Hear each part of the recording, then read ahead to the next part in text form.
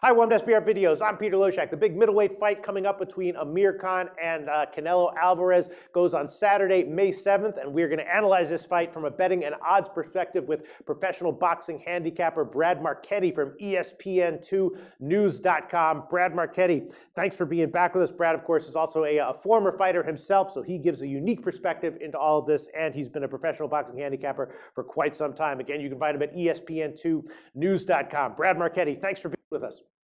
Thank you, Peter. All right, so, Amir Khan and Canelo Alvarez, everyone's debating this fight, and it's just a question of the matchup, right? Alvarez's power against Khan's speed. How much will Khan's speed bother Alvarez, and will he be able to avoid Canelo's big power for 12 rounds? It feels like at some point Canelo's going to catch him. The question is, what are the odds of that happening? If you want to take Alvarez, you have to take minus 485 right now at BetDSI. But if you want to take a shot with Alvarez inside the distance, that drops to minus 166. We know what the game plans are going to be here, right? Khan's going to just stick and move, try to outpoint him like an amateur fighter would try to win a fight, and Alvarez is just going to try to get off the ring, corner Khan, and land the big punch. Khan does have a history of having a chin that's vulnerable. Feels like at some point Alvarez is going to catch Khan, and probably the best way to bet this one is Alvarez inside the distance. Or would you disagree with that, Brad Marchetti? Well, Khan's never fought at 154 pounds. He's a natural featherweight. Right. I feel like he's done everything possible to prepare himself to fight at 154 pounds. And I really think he might surprise Canelo a little bit. I think he's going to come at him full blast. He looks like he's filled into his junior middleweight frame perfectly. And I think he's going to really surprise Canelo. I think he's going to come full blast at him, and he's going to be a little more aggressive than people expect, at least in the early rounds. Yeah, I mean, you're a former fighter yourself, so everyone's talking about how Khan is bulking up. Maybe that's a bit overstated how important that is, or maybe not. Is that going to give him a benefit, or is it going to actually maybe reduce his advantage with his hand speed and foot speeds in some way? To be honest with you, I mean, hand speed is really a style of, punching. For instance, I know guys that are fat guys that punch with, they have fast hands. No matter what weight they fight at, it's a style that they punch. Some guys load up for power, and they're welterweights with slow hands, like a Marcos Maidana, for instance. Right. But I really believe that Khan will be able to carry his hand speed up to that weight. The difference is that he's going to be wearing 10-ounce gloves. So if he has the same type of power, we don't know. Right. So the gloves makes a difference and that's an advantage to Khan then. I think it is because his punch resistance has always been in question. Right. And with those 2 ounces of extra padding, I mean, it does make a difference. Even a guy in the gym will tell you that if you're sparring with 16-ounce gloves and you're sparring with 14-ounce gloves, you can tell a difference. You can feel it. And that's why a lot of those guys, they'll clip that little 14 and tell you it's a 16, and bash your head in with it, even in the gym.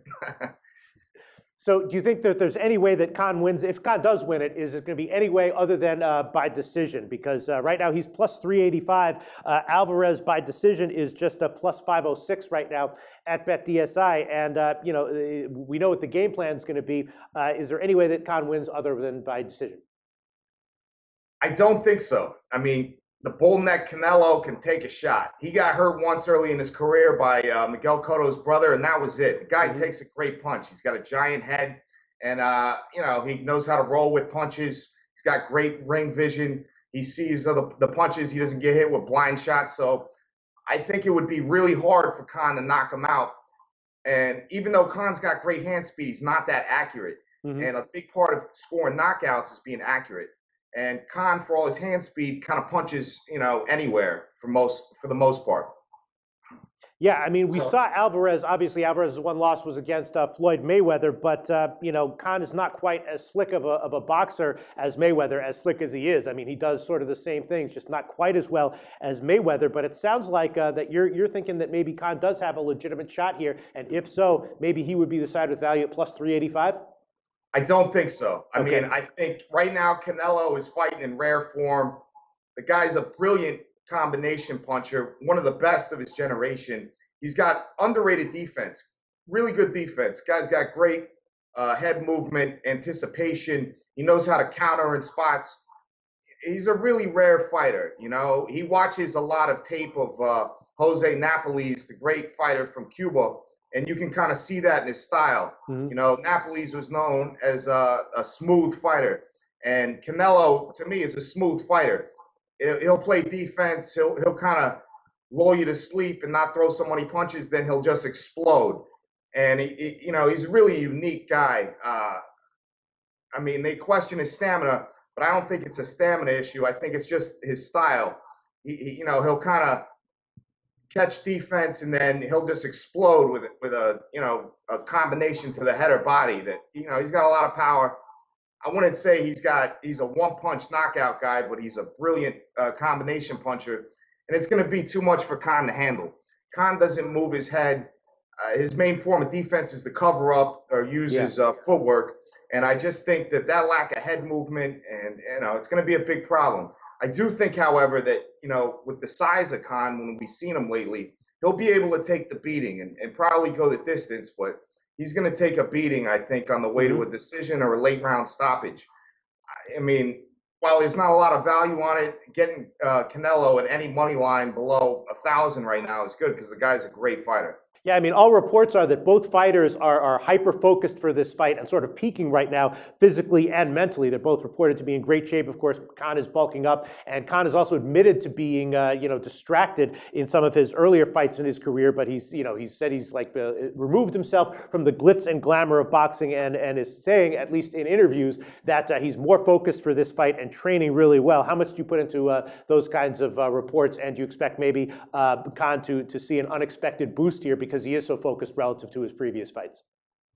Well, you know, anytime you step up in competition, you're fighting the best, Right. which is, you know, Canelo is the best fighter that Khan's fought. Khan's beat a lot of good fighters, let's not forget.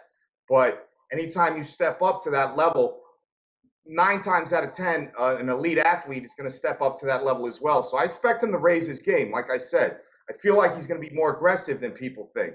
I think he's going to, you know, because Freddie Roach and his former trainers were saying he was too small for this guy. I think he's going to come out and try to prove that he's, you know, big enough and strong enough to be a junior middleweight. Yeah. You think there's any way, any realistic chance that Khan gets a knockout here? No.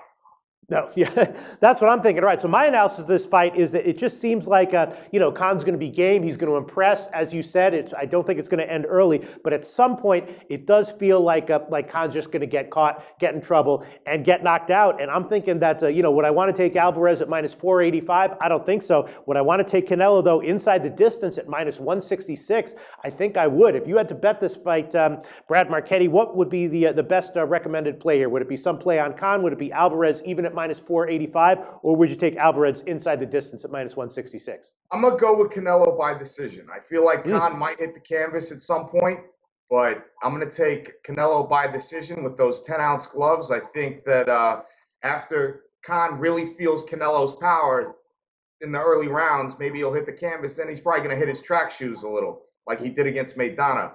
Yeah, I have Canelo by decision at 4-1, plus 404 right now at BetDSI. So if you're right about that one, you might have an easy winner there with big odds. You think that there's a more likely chance that this fight goes a distance than people are giving credit for? I think so because of Khan's size and what he's looked like lately. You know, he blocks real well. He really does. He knows how to block, and he's got super fast feet, which is his one advantage over Canelo. Canelo can be a little flat-footed sometimes, which Mayweather exposed. Unfortunately, Khan's not Mayweather. But I feel like there is a lot of value with Canelo by decision. I would say, yeah. Interesting analysis from Brad Marchetti. He likes Alvarez, Canelo Alvarez by decision right now. That's 4-1 market wide, plus 404 at BetDSI. Brad Marchetti, thanks so much. And of course, anyone can find more about Brad at ESPN2news.com. Right, Brad?